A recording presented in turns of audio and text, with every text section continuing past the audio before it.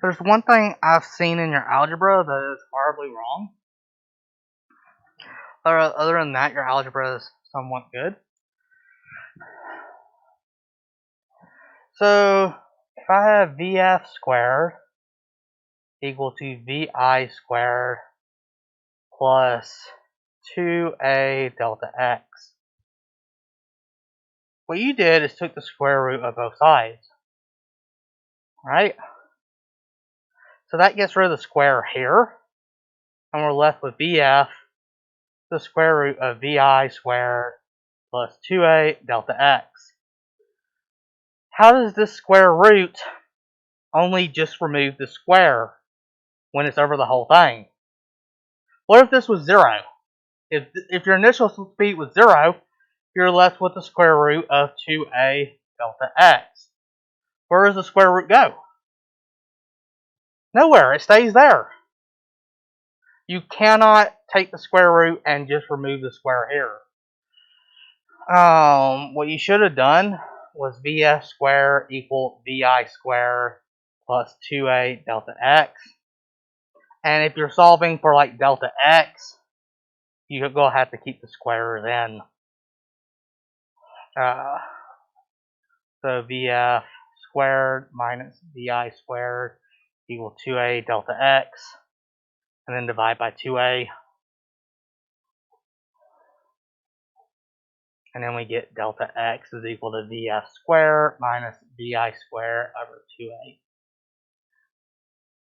Note the squares stay on it the whole time. So if you have the expression a squared plus b squared and you take the square root, that's it. That's as simple thought as you can get. The square root can't do anything to the a squared or b squared because there's a plus sign in the middle. If you instead just had a squared and you took the square root of it, this changes out.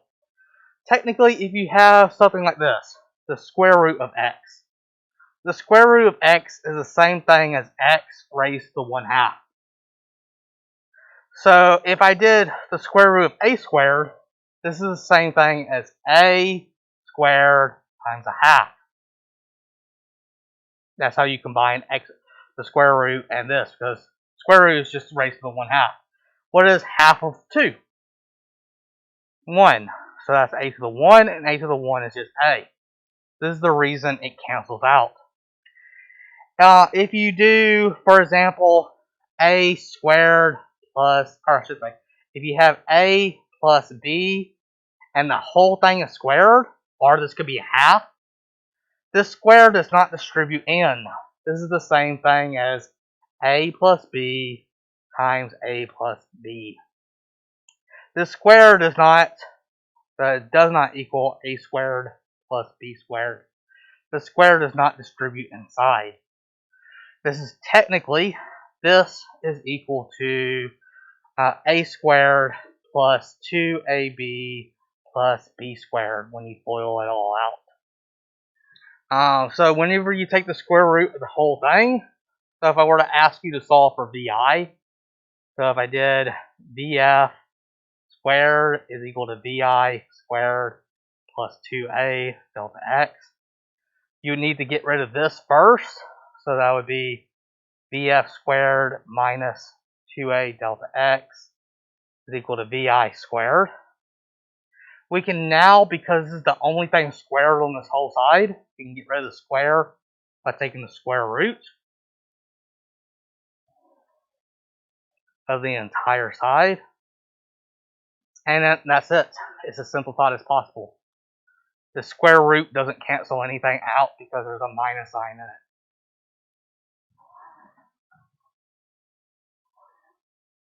But today we're going to somewhat step away from math and just look at pictures.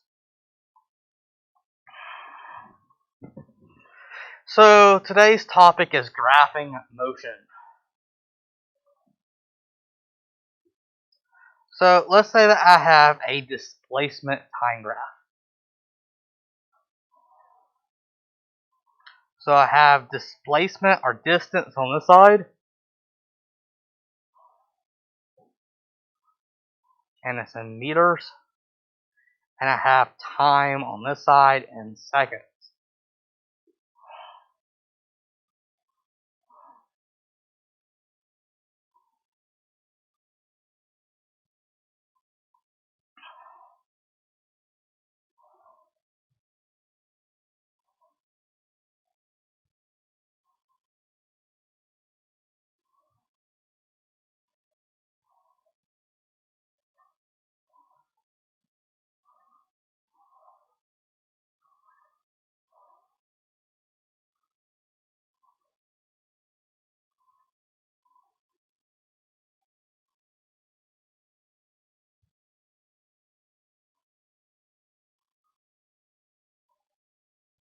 And I'm trying to line this up so they match the numbers.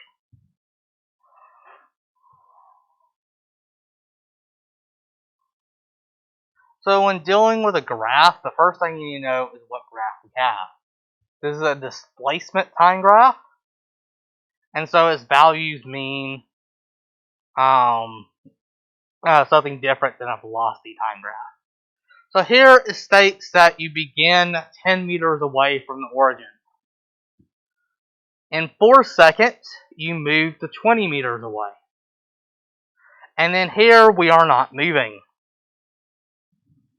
Let me actually see if I have.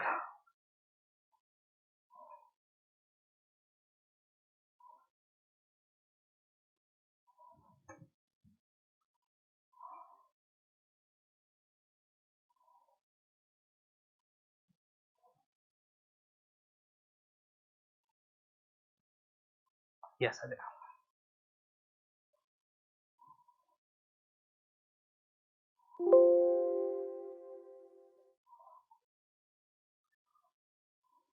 Nicole, would you mind running the printer? Give me.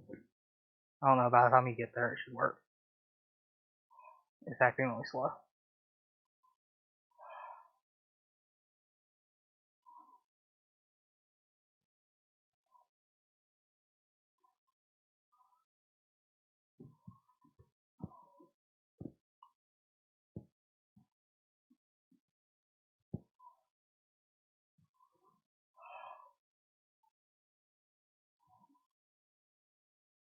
Oh my goodness, this is so slow.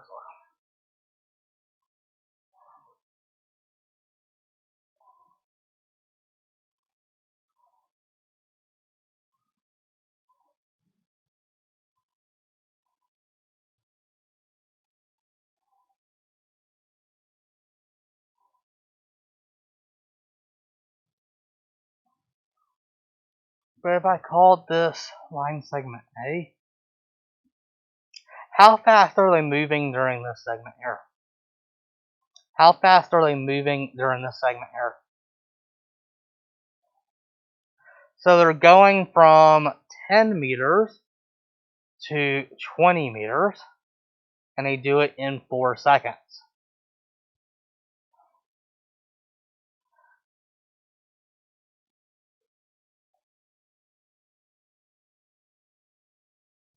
So yes. So when you see here that the velocity of segment A, the velocity would be equal to the slope xf minus xi divided by tf minus ti. I'm assuming you've seen the slope equation before, except for now. Oh, yeah. Except for now are x's and y's. Instead of y's, we have instead of x's we have t's, and instead of y's we have x's. So normally you see it in the form of y2 minus y1 over x2 minus x1. Here our y's are now x's, and our x's are t's. So this would be 20 meters minus 10 meters over 4 seconds minus 0 seconds. So that would be 10 meters divided by 4 seconds. And that, you said, is 2.5 meters per second.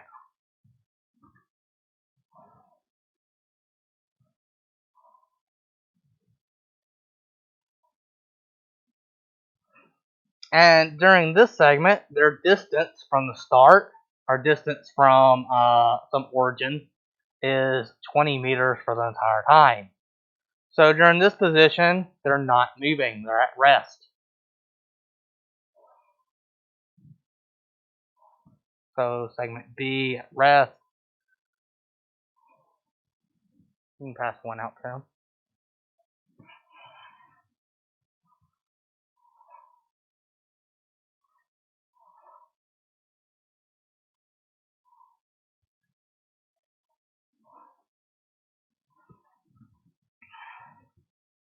Thank you.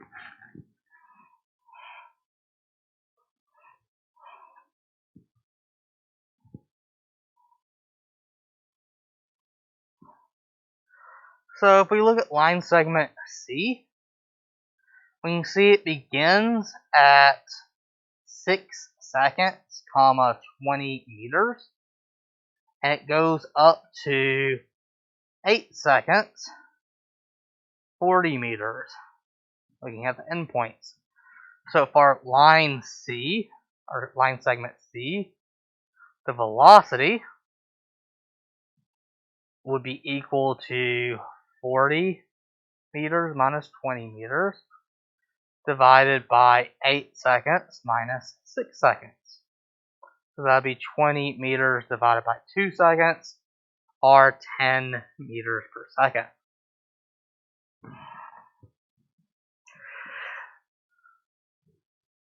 So on a displacement or distance time graph,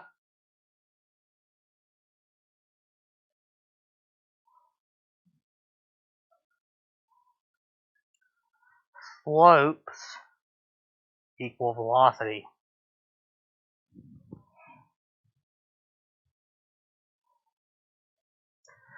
Objects at rest are going to be flat lines. Also note that if we are accelerating, so if we see something like a parabola or half a parabola, curved lines mean acceleration.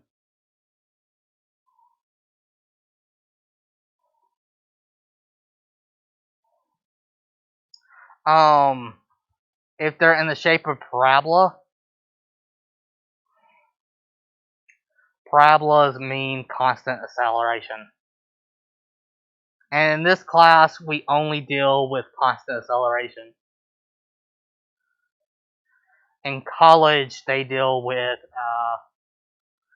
jerks. By the way, it's a funny thing. So we have displacement. So displacement is what we call moving distance. If your displacement is changing over time, we call that velocity. If your velocity is changing over time, we call that acceleration.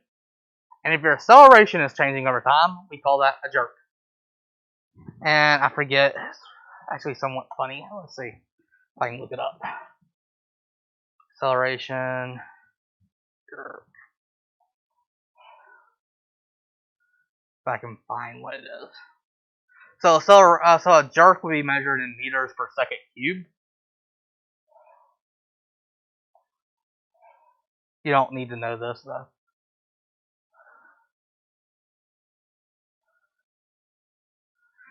Okay, yeah. So we go with.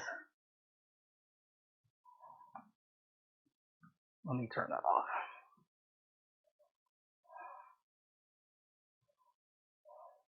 So it goes. If you look, it goes position, velocity, acceleration, a jerk, a snap, a crackle, and a pop. Then we're. Yes. We never really use snap, crackles, and pops. We would know. So remember, I think I've told you that real physics is done using calculus. And we don't learn calculus at high school level. So we have position. Velocity is the first derivative of position. Acceleration is the second derivative of position. A jerk will be the third derivative. Snap is the fourth. We just call this, and you can see it written here, fourth, fifth, and sixth derivatives of position, which are snap, crackle, and pop. Some person just named it that, and since no one else decided to contest the name, that's the name that kind of stuck with it. It's like unofficial. They would just call it the fourth, fifth, and sixth derivatives in real science. But we won't know that. It's just a weird name that someone working on it decided to give it a name and it stuck. Jerk though makes sense though, because if I quickly move you, quickly causes your acceleration to jump up, so you're not moving and then you start to accelerate. It's a quick jerk. So that kind of makes sense. But the snap, crackle, and pop. But if the acceleration is constant, it would be in the shape of parabola. That's because, if you remember, so we're looking at displacement, position, time. If we have acceleration, the t squared. So if acceleration is non-zero, we have a t squared, and a t squared is in the shape of parabola. It's a quadratic equation. So now let's look at velocity time graphs. Velocity time graphs are more interesting.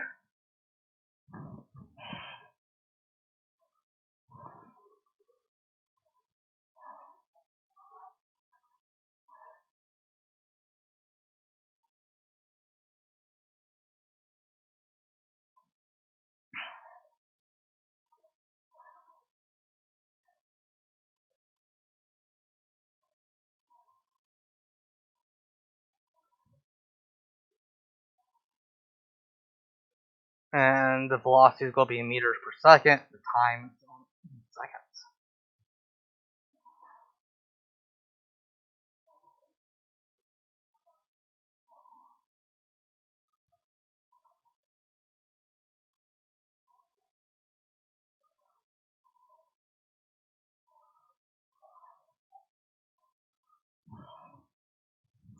Alright, so looking at segment A, this is B, C, this is D.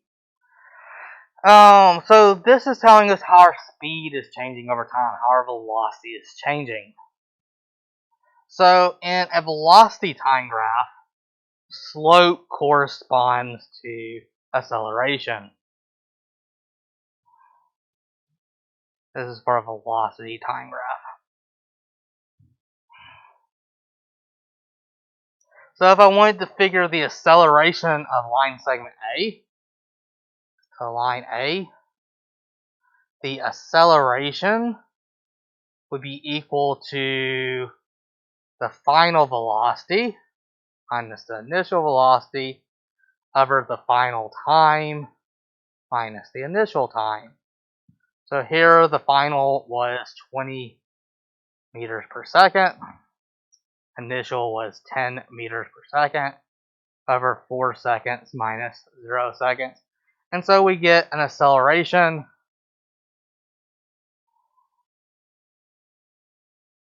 of 2.5 meters per second squared. So this flat line, so flat lines mean no acceleration.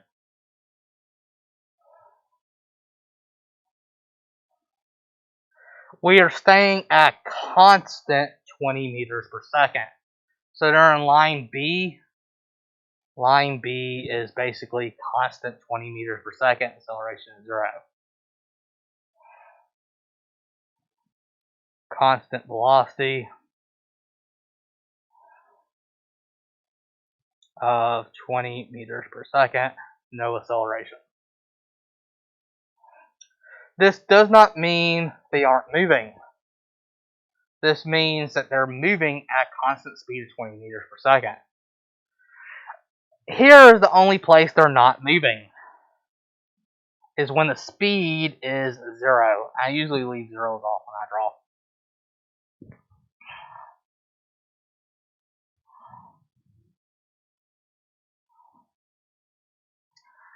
What if we want to find the total distance? So area under the curve our lines, is equal to displacement. In calculus, we would call this the integral. So derivative is slope, integration is area. But we're not using calculus. So if I want to find the total distance, so for example, what is the total distance?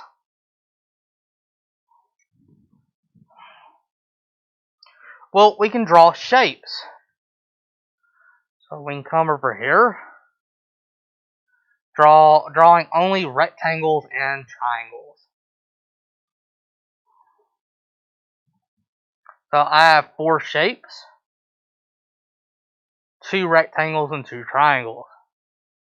So the area of a rectangle is base times height. The area of a triangle is 1/2 times base times height. So the area of this would be, the base is 4 seconds. The height is 10 meters per second. So the area of this would be equal to 40 meters. Here we have a base of 2 seconds.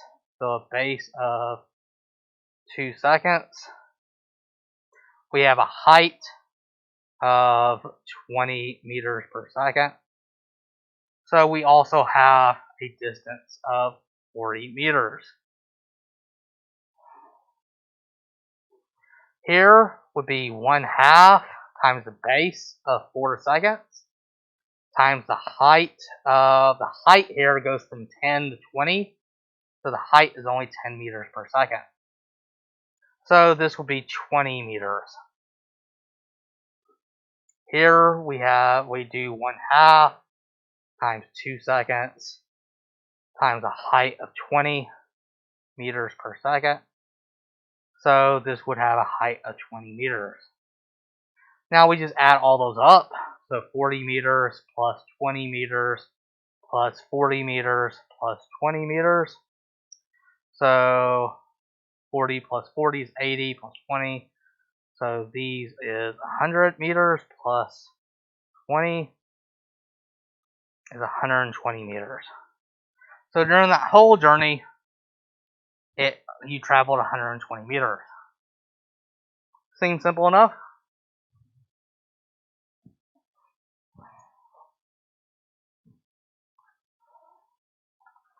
So let's do another example.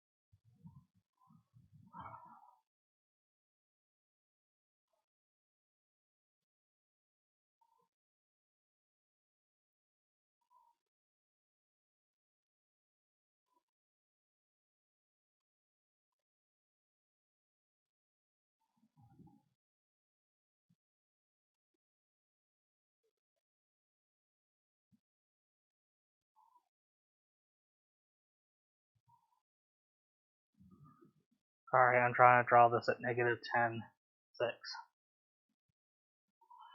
And this is a velocity time graph. So velocity in meters per second, time is in seconds.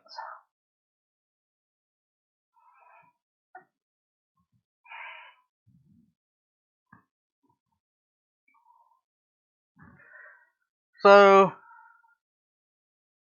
or shapes. Note that I go below. So, at which point does the person, so what this is saying is initially I'm going 20 miles an hour, 20 meters per second. And then I begin slowing down. At this point right here, I stop because I'm going 0 meters per second. And then when my speed turns negative is when I hit it in reverse. So everything below 0 is now negative velocity, meaning I'm going in the opposite direction. The positive numbers mean going forward, the negative numbers mean going backwards. That's your direction. And so if I ask you what the total distance is, so I was moving forward, came to a stop, and started going backwards. So if I ask you what's the total displacement, this is where displacement and position, or displacement and distance differ. So if I ask what is total displacement,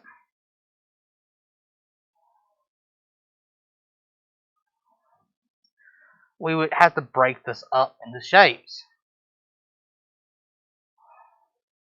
So here is one area. Then we have this area right here. And then I have a triangle right here. And then I have a rectangle right here. So the total displacement would be the area of this, which is 20 meters per second on one side and 2 seconds on the other one,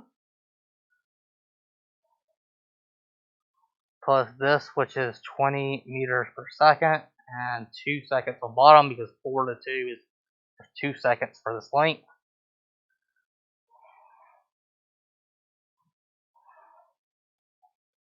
And then it'd be plus this triangle. Note that this has a negative, so it'd be negative 10 on here. And again, it's another 2 seconds. And then we have this last rectangle. And it would have a base of 4 seconds and has a height of negative 10. So doing the areas, 20 times 2, that's just 40 meters. This would be a half times 20 meters per second times 2 seconds. So that would be 20 meters. Yes, I should have.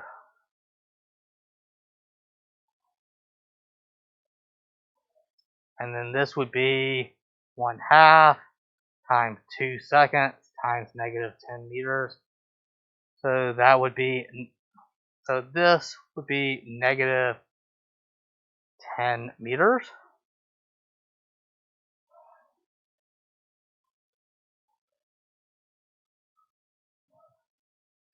And then this last one would be 4 seconds times negative 10 meters per second. And so this is negative 40 meters. Now adding these all up, well, 40 meter plus a negative 40, that cancels each other out. 20 plus negative 10 is just 10 meters. So your entire trip, you've only moved 10 meters from start. So remember that displacement only concerns with your initial position and your final position. If I instead had asked you about distance, so if I instead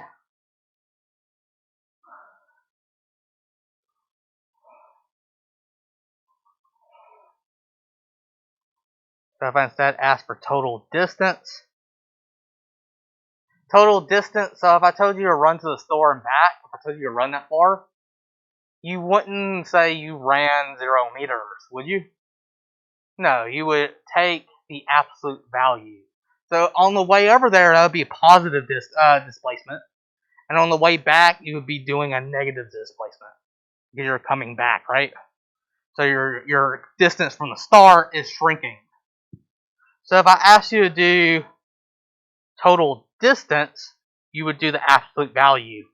So the absolute value of 40 meters plus the absolute value of 20 meters plus the absolute value of negative 10 meters plus the absolute value of 40 meters.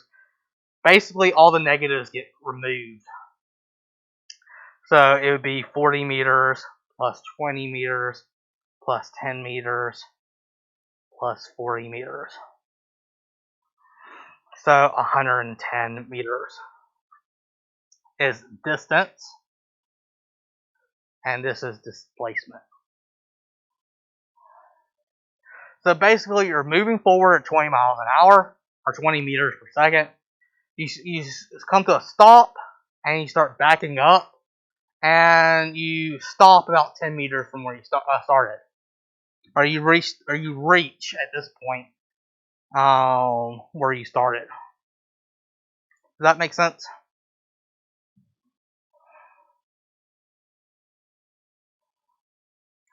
So since we either have no acceleration or constant acceleration, there won't be any curves.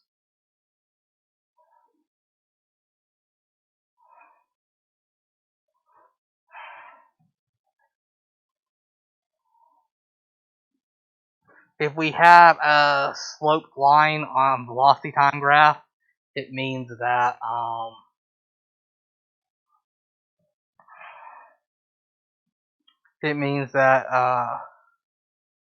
we have acceleration.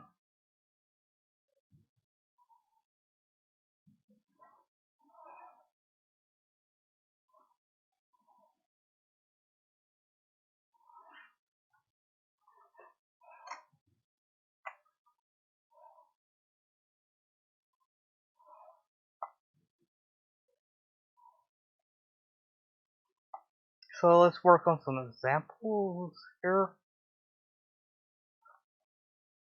Oh, I forgot one other thing. Acceleration time graph. So here we have an acceleration time graph. So this means that your speed is constantly changing.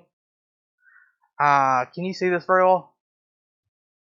Can you see that there's a dot on the bottom left graph?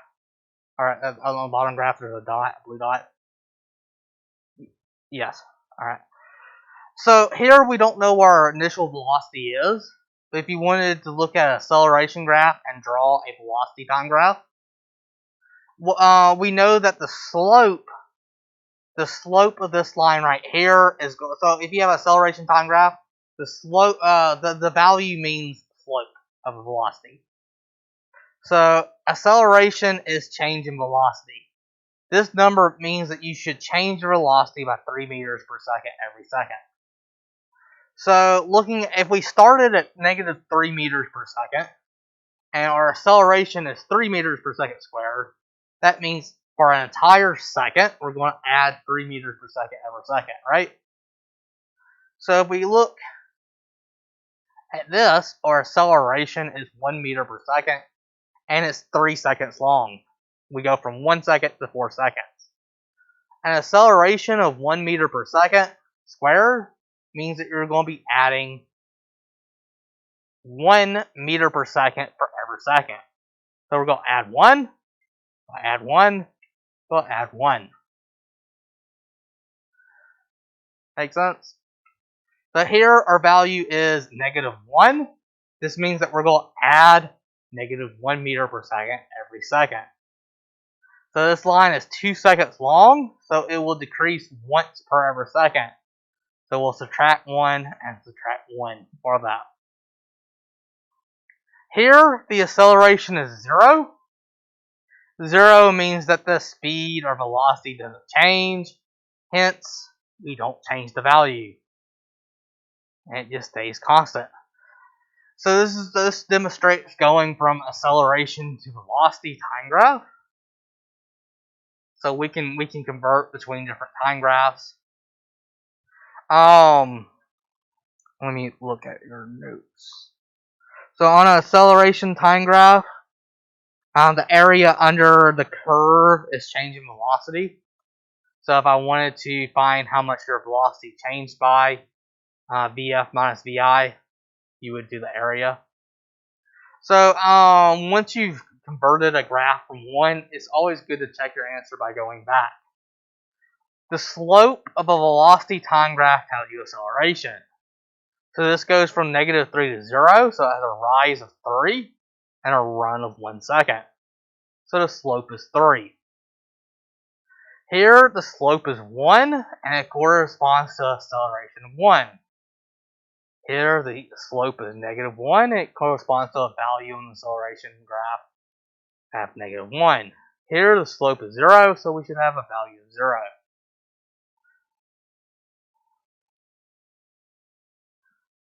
Going the opposite way. So again, if I were to give you the velocity time graph and ask you for the acceleration time graph, you do slope, so it has a run of 1 second, a rise of 3 meters per second, so the slope is 3. So the period it goes from 0 to 1. So for 0 to 1, you write straight line equal to 3. The slope is throughout the entire line, so we should have a corresponding line. Here, for the next segment, we have a run of 1 and a rise of 1, so the slope is 1. And it's for the entire line segment from 1 to 4, so we should draw 1 to 4 should be equal to 1. Similarly, we have a run of 1 and a rise of -1, so the slope is -1. And 0 slope means 0 acceleration. If you look at this, you can see line segments. You can break it up into line segments, and if you put them on top of each other, for every line on the bottom, there's a line on the top. So let's do this example, acceleration time graph to velocity. And we're starting at 0 meters per second. So if we have a 0 acceleration, the velocity doesn't change. Here we have acceleration of 2, and it's for 1 second. So we need to add 2 every second, so it would go up from 0 to 2. Here we have acceleration of 0, and it's for 2 seconds. So our velocity doesn't change for 2 seconds. Here we have an acceleration of 1, so we're going to add 1 to 1 second. Here our velocity doesn't change, so it stays at 3. Here it's acceleration of -1, and so it's going to decrease by 1. No change here, so it stays flat like that. So slope is 0, slope is 2, slope is 0, slope is 1, slope is 0, slope is -1, and you can see the values correspond. And we can also break it down so they match. So again, this time starting at -3. It doesn't change, so it's going to stay at -3. Here the value is 2, so I'm going to add 2 for every second. This is 3 seconds long, so I'd add it 3 times. Here, no change, so I'm going to stay it for 2 seconds. And then -1. I'm going to subtract 1 3 times for every second. And we can see for every line segment, there's a corresponding line segment. I didn't realize this is all acceleration velocity. So here, 1 second, we're starting at 0 seconds. So it would increase by 1 for 3 seconds. Here it stays the same. It'll decrease by 2 for 1 second. Stay the same. And it'll increase by 1 for 2 seconds. Makes sense? So here we're starting at 3 meters per second by the blue dot telling you to start at 3. So we're going to decrease by 1 per 6 seconds. So decrease by 1, keep going over and over again until we get to 6 seconds. For 6 seconds, the acceleration is 0. So we'll stay at 0, or we'll stay at -3, 2 seconds. No change. And then where acceleration is 3 meters per second squared for the last 2 seconds, so we'll increase by 3 for every second. Alright, so here's going from velocity to acceleration. So velocity, so going backwards, the area, the slope, so going from velocity to acceleration, you're only looking at slope. Slope will tell you what value. So there's no slope for the first 2 seconds, so we'll have a value of 0. Here we have a slope of 1, so it'll be just 1 between 2 and 3. Here, slope is 0 between 3 and 5, so we'll put 0 between 3 and 5. Here, the slope is 1, so we'll put a value of 1 between 5 and 6. Slope is 0 between 6 and 8, so we put 0 between 6 and 8. Slope is 1 between 8 and 9, so we'll put 1 between 8 and 9. And 0 here, looks like that. And again, you see for every line segment, there's a corresponding line. And we only have non-zero values whenever there is a non-flat portion on the velocity time graph. So here we have a slope of 1 between 0 and 3. So we just put 1 between 0 and 3. 0 for 3 to 6. Negative 1 between 6 and 9. And then negative 3 between 9 and 10.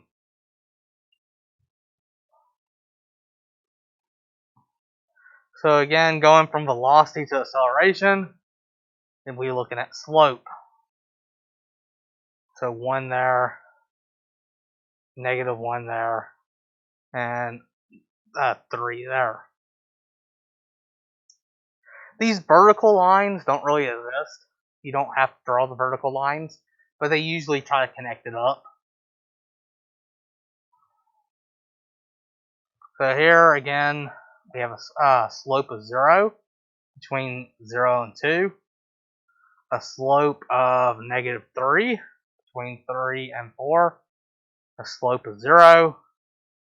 And between 6 and 8, we have a slope of 3. And between 8 and 10, a slope of 0. You can see that every line segment corresponds to a certain value.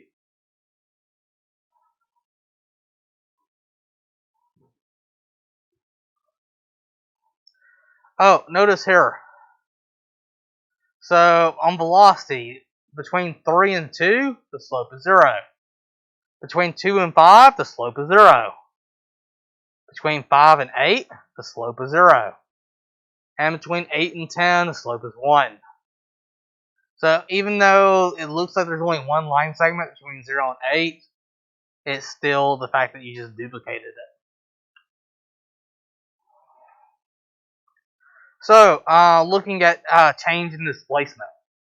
You get change of displacement by looking at the area under a velocity time graph. So here we can break this up into a rectangle and 2 triangles. And you apply the equations for it. So it'd be 1/2 times 2 times 2, which is just 2.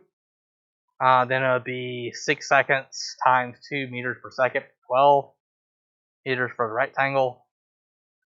And then another 2 meters for that triangle there.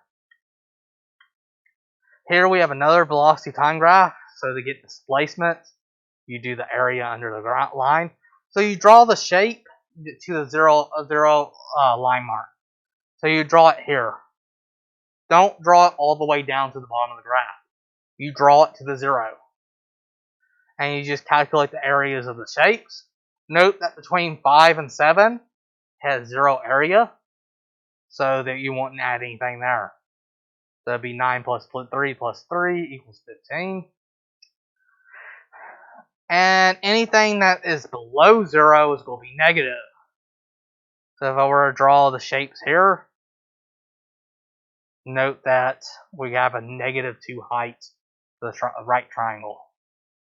So it'd be 6, 6, and then a negative 2 for the bottom because it's underneath 0.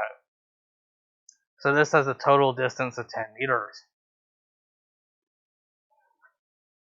So again, we draw the shapes from the line to the 0 mark. So it looked like that. So from the line up to the 0 or down to the 0. And anything that is below the 0 is going to be negative. Anything that is above the 0 is going to be positive. So it's -9, -3, 2, and 6. Add all those numbers together, and you see that you actually move backwards from your starting location. Or I should say you moved -4. Yeah, you basically went backwards. So here's another setup. You should be able to draw 2 triangles and a rectangle. These shapes, there's multiple ways of doing the shapes.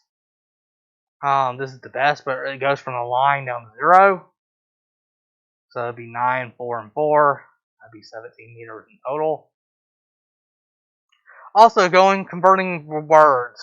So it says a car at rest begins accelerating at 1 meter per second squared for 4 seconds. Then maintains a velocity of 5 seconds. How far did it travel? So begin by making a velocity time graph, usually the best to start with. And it begins at rest, so we put 0, and begins accelerating for 4 seconds. So we move upward 1 meter per second, every second for 4 seconds. Then maintains that velocity for 5 seconds. And now we can figure out the area under the curve to get total displacement. This might be easier than doing all the algebra. So a car is traveling at a constant 5 meters per second for 10 seconds, suddenly beginning to decelerate 10 meters per second for 5 seconds. How far did they travel in total? So, starts at 5 seconds for 10 seconds, then begins losing 10 meters per second for 5 seconds. And now we just figure out the area. So note, there's a little tiny triangle up there. So that's it for today.